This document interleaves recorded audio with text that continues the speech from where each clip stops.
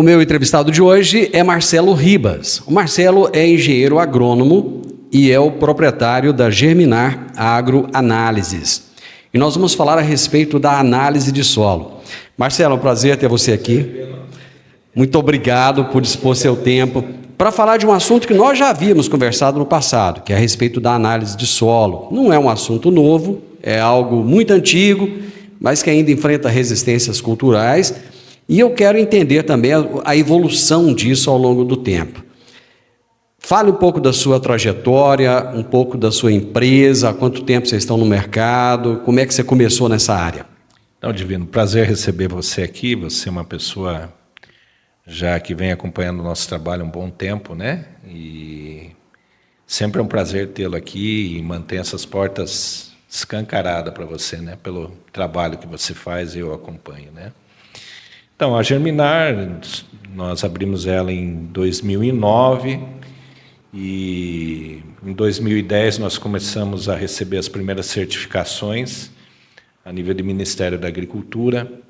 Eu falo isso porque, na verdade, laboratório técnico é muito importante essas certificações, né? Pode parecer que para o mercado isso não tenha grande relevância, mas para um laboratório ele é muito importante porque são essas entidades que validam tudo aquilo que é feito aqui dentro, né? Procedimentos, técnicas, treinamentos, equipamentos, né?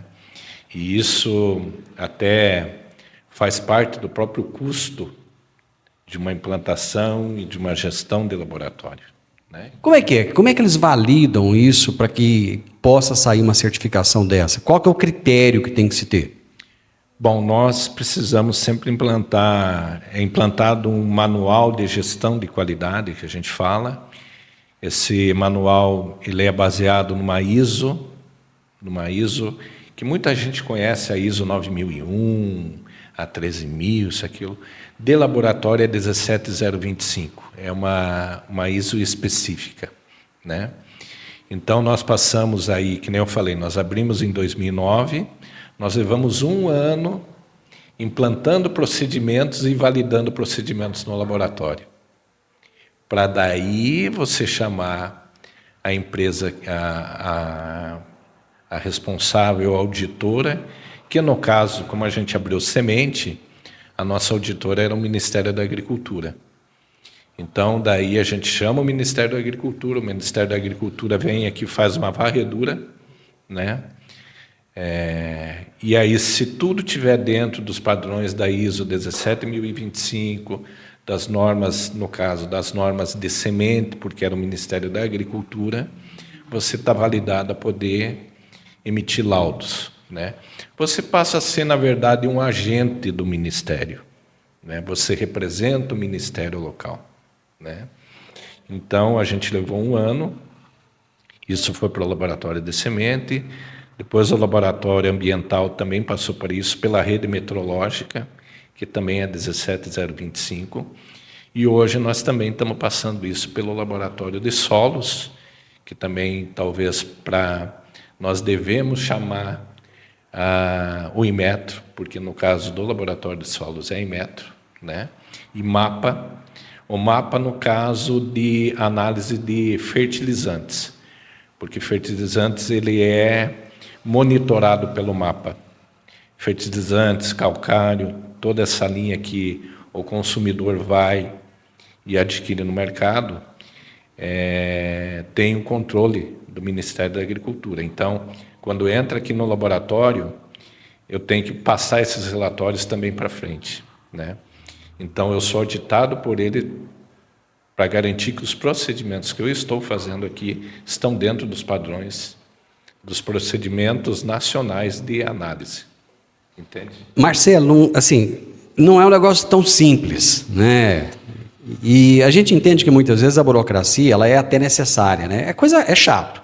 Burocracia é um negócio chato, mas às vezes ela é necessário justamente para separar o joio do trigo, para fazer com que os bons continuem no mercado, se despontem cada vez mais, né? E o Brasil, com a importância que o agronegócio tem, a gente sabe que realmente tem que ter essas validações. Vamos um pouquinho falar da questão da análise do solo. Como é que nós estamos em termos culturais? O produtor rural ele já absorveu, já tem na mente dele a importância de se fazer uma boa análise de solo e de buscar uma empresa que tem todo esse rigor e esse critério para fazer essa análise? Eu acho que a análise de solo... vou mudar não acho nada. Eu tenho certeza que a avaliação sobre a fertilidade do solo cresceu bastante. Cresceu bastante em função que as ferramentas, inclusive de amostragem de solo, evoluiu bastante, né? Então, isso é muito importante em termos de análise, né? Porque eu analiso a amostra aqui. Então, se a amostra ela é compatível e ela é representativa, legal, né? Eu posso interpretar ela, posso tirar conclusões e posso tomar decisões corretas. Agora, se a amostra ela não é representativa, o que vai acontecer, Divino? Entendeu? Então, isso acontece em semente, isso acontece em bioinsumo, isso acontece em solos, isso acontece em nematóide. O que é uma amostra representativa? A amostra representativa ela deve trazer as características de uma determinada área específica que eu estou analisando. Então, por exemplo, na análise de solo, hoje, com as agriculturas de precisão, se define o grid. O grid é o tamanho em que eu estou amostrando e que eu vou tirar de amostras que eu vou coletar, eu tiro uma amostra composta e trago para o laboratório. Então, aquela amostra representa aquela área. E eu vou somando, eu vou colocando uma atrás da outra, onde eu vou criando os mapas de interpretação. No caso de semente é a mesma coisa. Para você ter ideia, tudo isso é baseado em análise estatística. Por exemplo, quando eu tenho aqui que fazer uma análise oficial de semente de soja, eu tenho que trabalhar com 400 sementes. Ela é representativa de um lote. Só que esse lote ele tem um tamanho pré-determinado. Então, se, por exemplo, às vezes o que acontece com produtores que não têm, que são, vamos lá, não o produtor que vende semente, porque isso a legislação já orienta ele e não permite ele extrapolar volume de grãos de um lote. O que eu quero dizer para você? Um lote de semente de soja é até 30 mil quilos. Eu não posso formatar um lote com 40 mil quilos. É um padrão. É um padrão, entendeu? É lógico que quanto menor o tamanho do lote, por exemplo, se eu tenho um lote de 12 mil quilos, se eu tenho uma área num grid que eu trabalho de vez eu trabalhar 2 hectares, 1 hectare, o que eu estou fazendo? Estou sendo cada vez mais criterioso e o resultado que eu tenho passa a ser mais representativo, né? Só que envolve custo, né? Daí o pessoal, nesse ponto, começa a... Aí envolve uma outra questão, custo e investimento. Porque custo é aquilo que só leva dinheiro. Investimento é aquilo que o dinheiro sai, mas ele volta de outra forma, né? Quando é que fazer a análise do solo é custo e quando é que isso é investimento? Custo quando ela é mal feita. Quando ela é mal planejada, né? E quando a informação não tem um objetivo claro, né? Agora vamos assim, não quero eu assim ser um motivador, mas quero ser um crítico a esse ponto. Quanto custa uma tonelada de adubo? Aí eu começo a inferir que eu sempre trabalhei de um jeito, né? Eu sempre joguei essa mesma tonelada de adubo por hectare e eu sempre tive a mesma produção. Joia. Agora eu te pergunto, esse solo, ano após ano, o comportamento dele em relação à fertilidade é o mesmo? Ele não muda ano a ano? Eu não tenho produtividades diferentes ano a ano? Então, significa o seguinte para mim, entende? O meu planejamento, eu acho que um planejamento em termos de fertilização está baseado não só no critério da reprodução de resultado, mas de todo o contexto vivido. Ano passado nós estávamos comercializando soja 180. Esse ano nós estamos comercializando soja quanto? Será que o acúmulo, como eu falei para você no começo aqui, que muitos produtores às vezes usam a calagem de forma sequencial sem análise, né? Eu jogo todo ano eu jogo 2 toneladas por hectare. Qual o acúmulo disso aí que eu tenho no solo? Que na hora que eu possa tomar uma decisão, que eu vou ter que olhar esse negócio com mais carinho, porque as margens estão muito mais apertadas, e se eu continuar do mesmo jeito, o resultado vai ser igual. O resultado não vai ser diferente. Resumindo, não é porque o calcário às vezes baixou de preço que eu vou continuar colocando. Eu tenho que ver a necessidade do meu solo. Seria mais ou menos, deixa eu ver se eu entendi. Eu tenho que ver a necessidade do meu solo. Pode ser que eu tenha uma necessidade maior ou menor, ou em determinado talhão, determinada área, eu preciso de uma quantidade, nessa outra aqui eu preciso de outra, nessa aqui eu vou usar a poupança que eu tenho. Seria mais ou menos isso? Seria isso. Seria isso, né? Eu digo, isso é praticar a agricultura, né? Entende? Não, porque nós, por exemplo, eu acho que a grande maioria dos produtores não tem uma única área, numa única região, né? E eu tenho solos aqui, nossos solos aí, eu tenho solos desde textura mais elevada, não tão elevada, eu tenho solos arenosos, eu tenho eu tenho situações diversas, né? Eu não posso trazer e tratar isso como uma única coisa, entende? Eu até posso, claro, mas aí eu vou trabalhar com a média, entendeu? E para mim ser altamente eficiente, a média serve? Esse é meu questionamento. Você falou de um planejamento de fertilização. O que é esse planejamento? Quais são os passos e como é que ele começa? Isso, assim, para mim é bastante complexo, né? Porque, na verdade, eu trabalhei muito com genética também, né? Então, por exemplo, a gente sabe que determinadas cultivares, talvez eu tenha que ter uma decisão diferente em termos de recomendações de nutrientes, né? Eu estou falando isso, eu já estou misturando coisa aí, tá divino?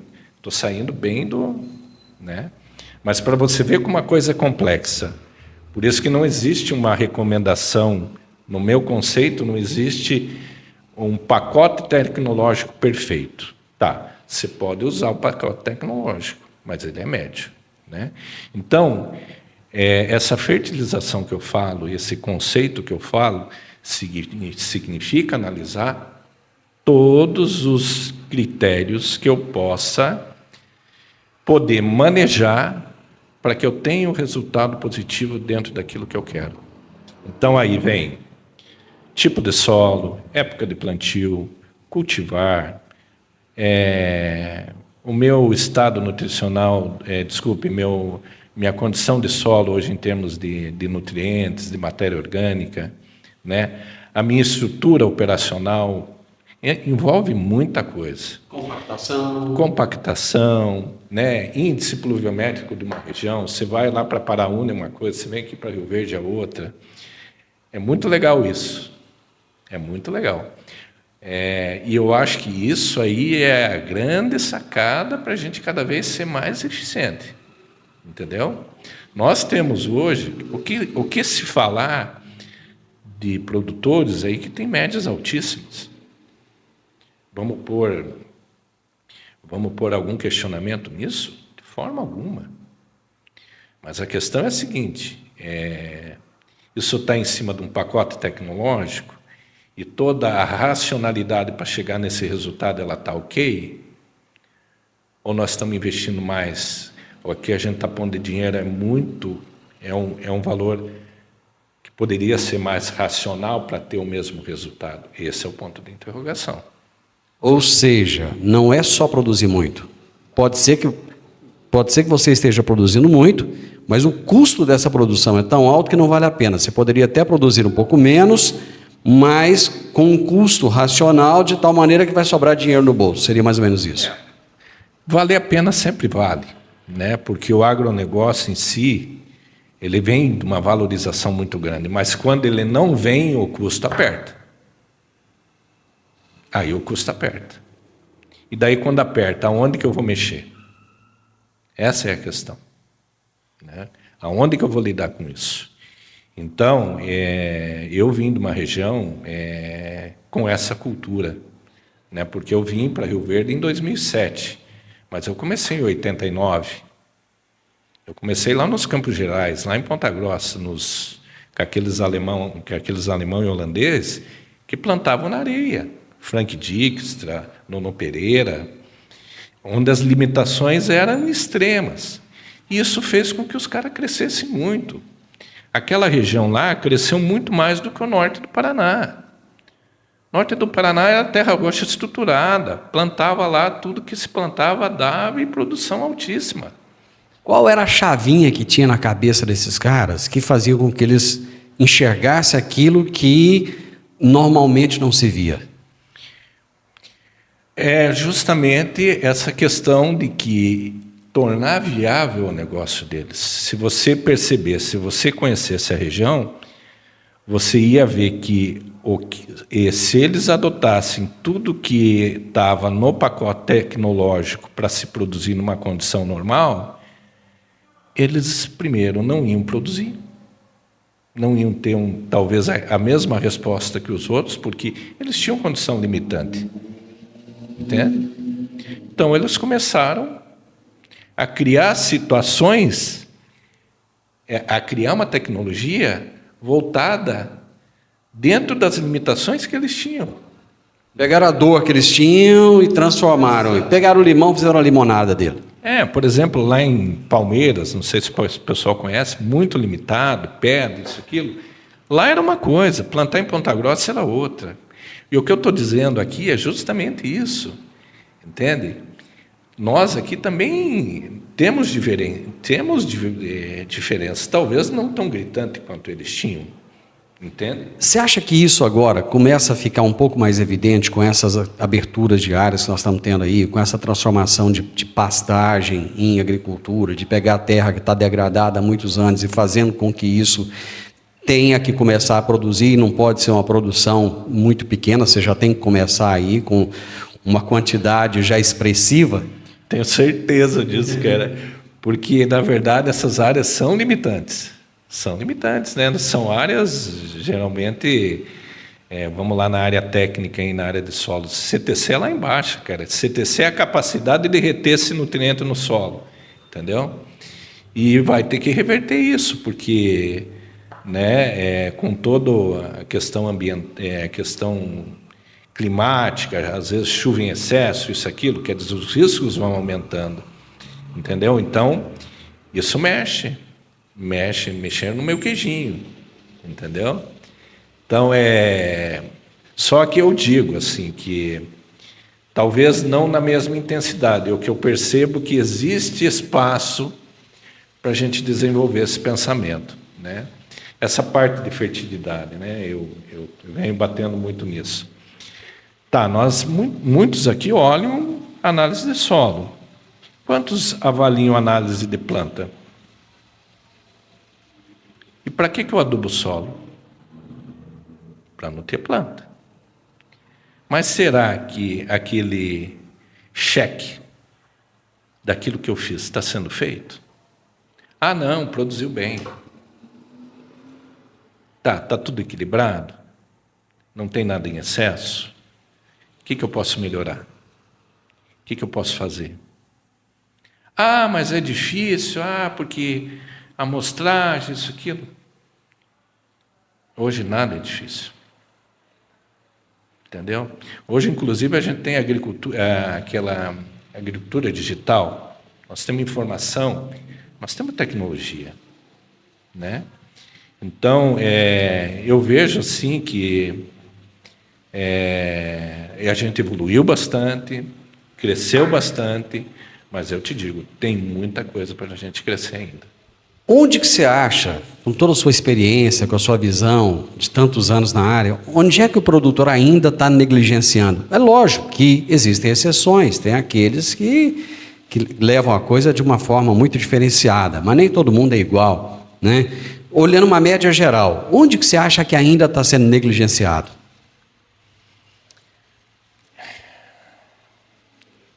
Eu acho que a gente ainda tem espaço para a gestão da informação técnica. O que você chama de gestão da informação técnica? Vou ser mais específico, né? Trabalhar com números mais não reais, porque aí eu estou dizendo que você está criando números que não existem, né? Mas criar com uma base sólida de números, tanto do tudo que envolve o negócio. O que eu quero dizer?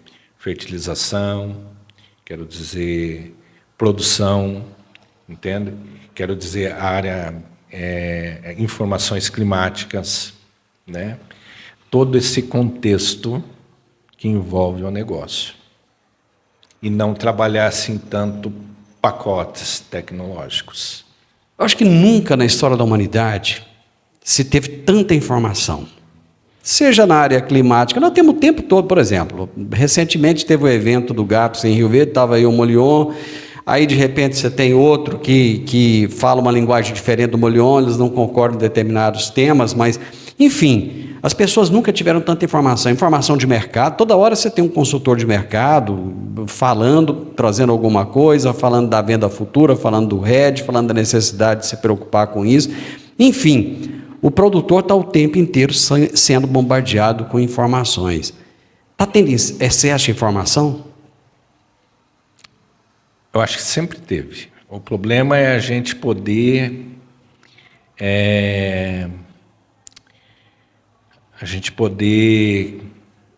selecionar aquilo que realmente traz um resultado mais efetivo. Eu quero dizer assim o seguinte: vem muita informação poluída. Não sei se você está me entendendo. Não quero dizer que é uma questão de marketing, mas tem muita pressão de marketing, né? Tem muita pressão de marketing, tem muita pressão de marca. Eu vivi isso, né? Então, a grande dilema, e eu acho que é isso que se pulverizou também muito, a questão dos grupos de compra, e está se montando muita unidade experimental de pesquisa, né, para tentar realmente ter um pouquinho mais de seleção naquilo que é colocado ao mercado e aquilo que é entregue ao mercado, né? Só que é um processo difícil, né? E isso é fundamental. Eu acho que essa questão do produtor, assim, se ele está tomando alguma decisão, ou se ele pode melhorar, vai passar justamente por esse trabalho. Entende? De você realmente ver o que é efetivo e o que é entregue, né? Eu falo isso de pesquisa aplicada, que não é uma pesquisa que está direcionada, às vezes por estratégias de empresas, estratégias de marketing, né? Isso é fundamental, né? E talvez seja esse grande desafio dessas empresas que hoje estão se propondo a fazer esse tipo de trabalho, né? No caso nosso aqui, eu tenho ideias de trabalhar também e de desenvolver, mas eu tenho ideias de desenvolver uma pesquisa aplicada naquilo que nós não temos informação local. Por exemplo, hoje eu não tenho aqui informações locais em relação aos níveis de nutrientes em planta, né? Seja de soja, de milho, tudo. A base ainda não está bem clara. Se usa resultados de São Paulo, para você ter ideia. Entendeu? Sendo que aqui é outra história. Eu tenho outro tipo de clima, outro tipo de insolação. Tem vários fatores que vai alterar, entende? Aí é uma pesquisa mais aplicada.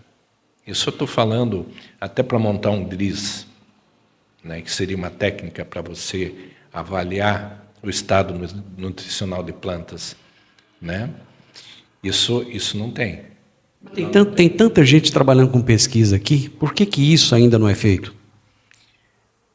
Porque é aí que eu te falo, as primeiras linhas de pesquisa surgiram mais buscando manejo de planta, produtividade, entende? E aí eu entro com todo um pacote tecnológico que essas empresas estão trabalhando em cima disso. Eu, como laboratório, por exemplo, hoje, eu faço aqui mais de 100 mil análises de semente. Se calcule o banco de informações que eu tenho de semente aqui.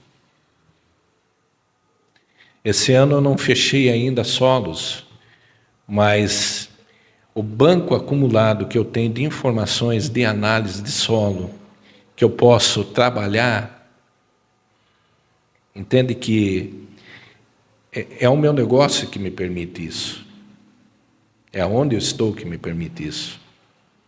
Né? Então, talvez eles tenham dificuldade porque eles não conseguem pegar um resultado ou pegar apenas poucos resultados para inferir uma conclusão.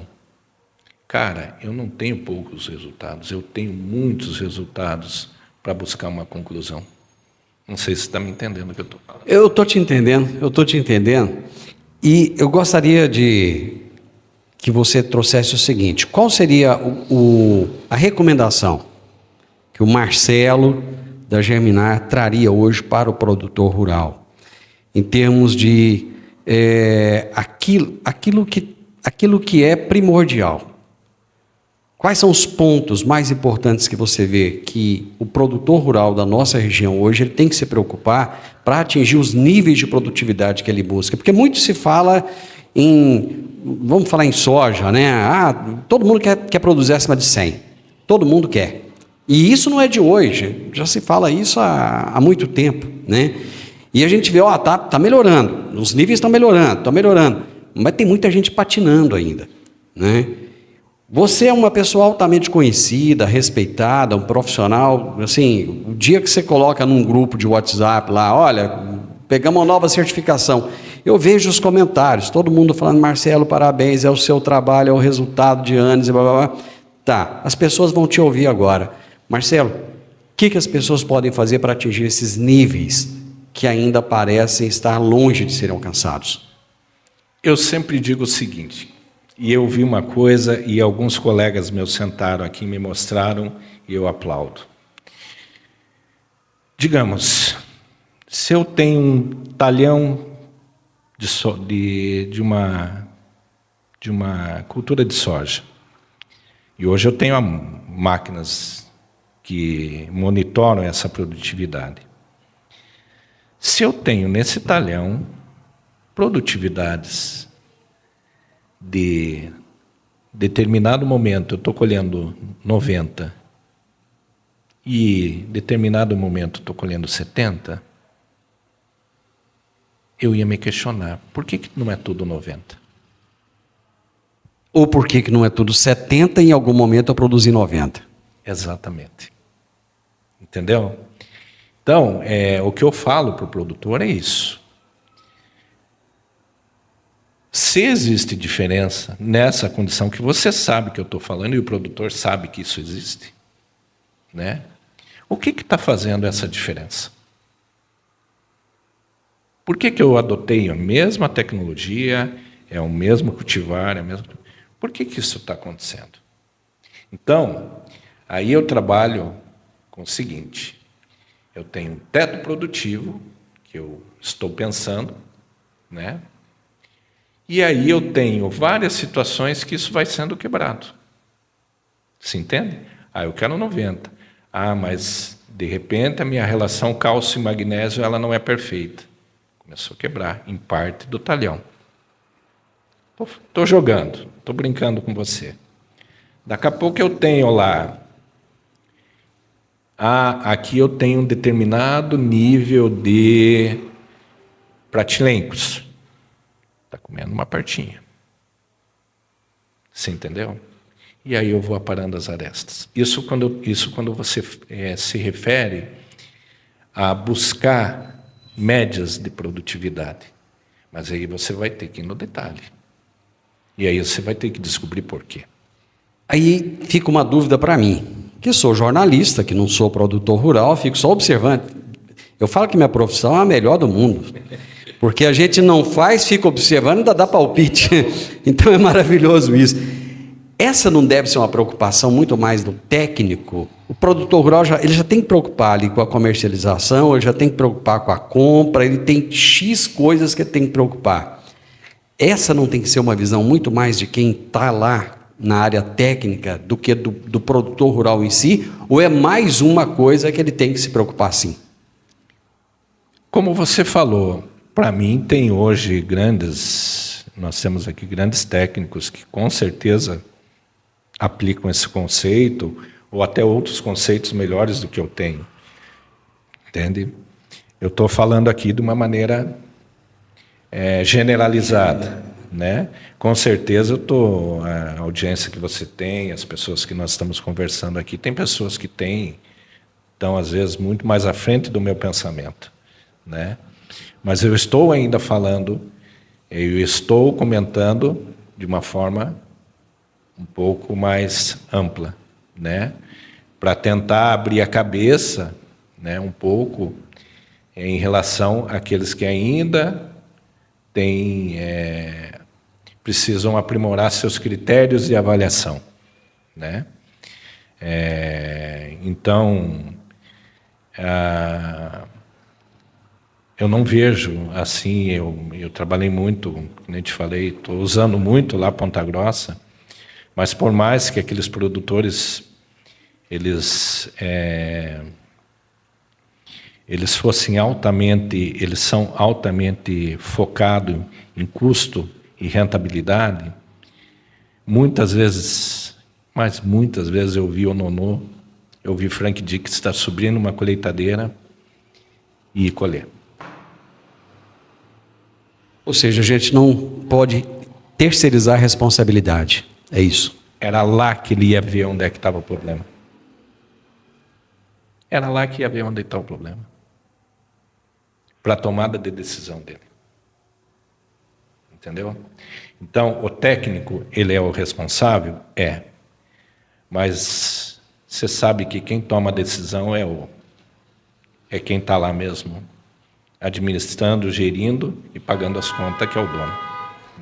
Marcelo, eu achei que a nossa prosa ia ser outra coisa. A gente ia falar de como fazer uma análise de solo, de como fazer uma coleta e não sei o quê. A gente acabou partindo para um outro caminho, mas eu acho que é um caminho muito melhor, né? É um caminho que eu acho que ele é muito mais a linguagem do produtor rural e ele fala muito mais do dia a dia, da realidade. Você conseguiu abrir um universo aí na minha frente, eu achei fantástico. Tem alguma coisa a mais que você gostaria de complementar, que você acha que um pontinho que ficou faltando aí? Não, cara, eu sou assim, se tem um pontinho, é agradecer a Deus por ter vindo para Rio Verde, né? Porque isso aqui é um paraíso, né? Já tive em outros, eu fui gerente de multinacional, atingi várias regiões, conheci várias regiões, né? Mas o que eu encontrei aqui, o que eu vejo aqui, e a força de vontade de crescer, essa competitividade saudável que nós temos aqui por tecnologia, informação, né? O modelo pujante que existe aqui, a abertura que existe aqui, é uma coisa assim que, para mim, né, é o que faz o diferencial, né? E eu assim gostaria ainda como profissional trazer muita coisa para cá, né? Além dos laboratórios que a gente está, que hoje estamos com 50 funcionários, isso aqui é um leão por dia, né? Porque não é fácil, mas assim é muito gratificante porque é como você falou, às vezes eu participo de eventos, tudo, e eu fico muito feliz como eu sou recebido, né? Então, Rio Verde me abraçou aqui, né? E me abraçou e me disseminou, porque hoje eu tenho muitos grandes clientes fora de Rio Verde, né? Eu atendo aí, não posso deixar de falar, né? O grupo SLC, cara. Quem quer SLC no Brasil? Entendeu? Então, a responsabilidade que a gente tem, né? Então, vou para o Mato Grosso, vou para Tocantins, vou para Bahia, vou para Minas, né? Então, isso aqui para mim foi um paraíso. Marcelo, a Bíblia diz o seguinte, que a quem mais é dado, muito mais será cobrado, né? Mas você só recebe isso por tudo que você ofereceu para Rio Verde também, né? Eu tenho certeza que a maioria das pessoas que moram em Rio Verde hoje, eu não tenho números, eu estou falando isso empiricamente, mas a maioria é de fora. Vieram de fora, se tornaram rioverdenses de coração, né? E a cidade se tornou tudo isso que é. Eu chegando aqui na sua empresa, eu olhando essa quantidade de prédios e tal, eu olhei e falei, meu Deus do céu, eu lembro disso aqui quando era tudo brejo, né? E está virando isso e vai virar muito mais, quer dizer, a pujança desse agronegócio que a gente vive hoje, né?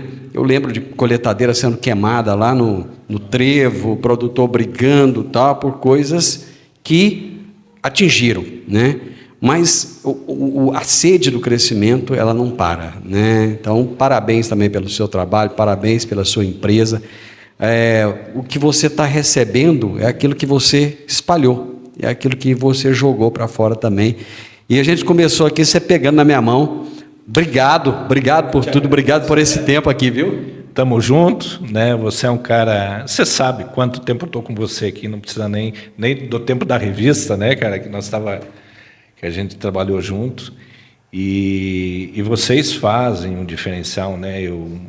Assim, em termos de comunicação hoje, né, é muito legal. O trabalho que vocês fazem aqui né? Eu acho que é fundamental. Vocês são os difusores dessas tecnologias, de todo esse trabalho feito, né? Que todo mundo está tentando levar, crescer, se promover, né? Se posicionar, que é positivo.